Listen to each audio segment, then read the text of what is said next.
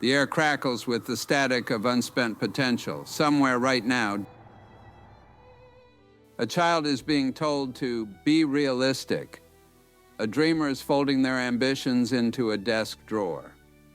A visionary is swallowing their words to appease the room. Meanwhile, in the time it takes you to inhale, the world's wealthiest will have gained $2.7 million. This isn't fate. This is physics. For every action of disciplined intent, there's an unequal and opposite reaction of exponential reward. The chasm between the 1% and the rest isn't built on privilege. It's forged in the white-hot crucible of daily choices you're about to reclaim. Discipline isn't a virtue, it's a scalpel, the kind that carves destiny from the marble of time. In 1973, as oil prices hemorrhaged economies, I watched two men react differently. One clutched his Rolodex like a rosary, praying for markets to stabilize. The other, my most disciplined agent, spent dawn's first hour dissecting client portfolios, then cold called 30 prospects before breakfast. By December, the prayerful man was bankrupt. The surgeon of habit, he'd tripled his revenue. Modern neuroscience confirms what we builders of empires always knew. Self-control isn't inherited, it's architected. Each time you resist the siren song of distraction, you're not exercising willpower, you're performing neural alchemy. The brain's prefrontal cortex thickens. Dopamine receptors rewire to crave delayed gratification over cheap hits. The Stanford marshmallow experiment wasn't about candy, it was a prophecy. Children who waited 15 minutes for 2 marshmallows didn't just score higher on a SATs. They built cognitive foundries where discipline smelted mediocrity into gold.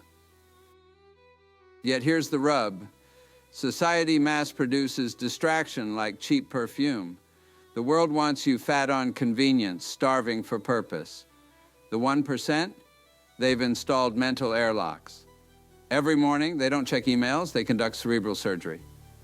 What you dismiss as routine is their secret weapon, ritualized excellence that bypasses decision fatigue. They'll tell you success belongs to the gifted, the lucky, the connected. Lies woven by those too comfortable to dig for truth.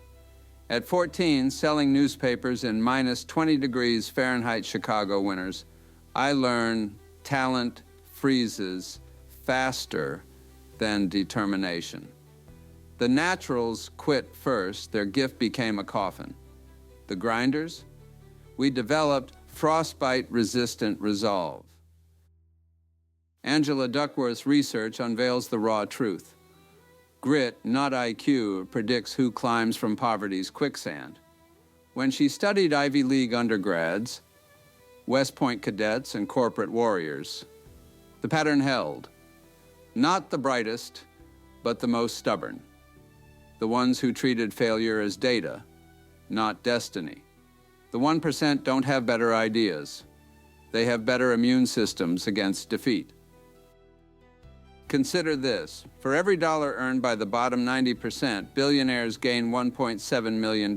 This isn't inequality, it's inertia. While the masses hit snooze, the architects are already 3 mental reps into their day. They've transformed discipline into compound interest, a force that turns minutes into empires, setbacks into springboards, and no's into next. Walk through any cathedral and you'll find the same lesson in stone.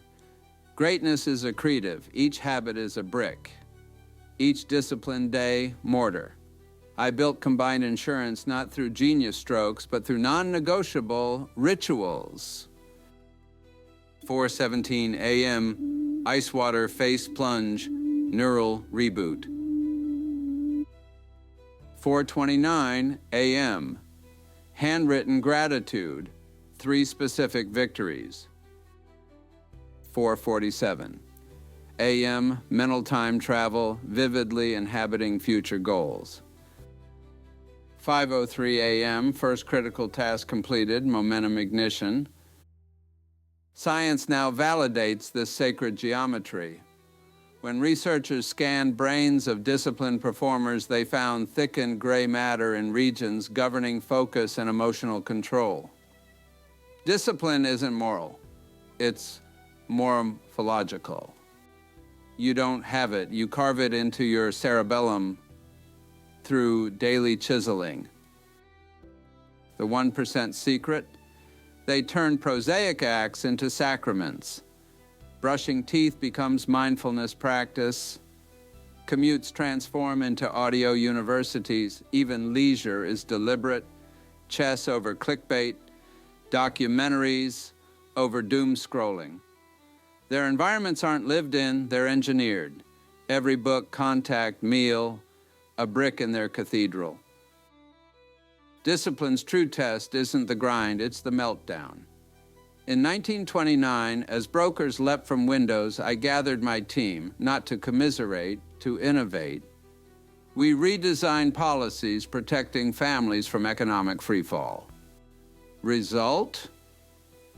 Our revenue doubled as the nation crumbled, Adversity doesn't build character, it reveals the discipline you've banked.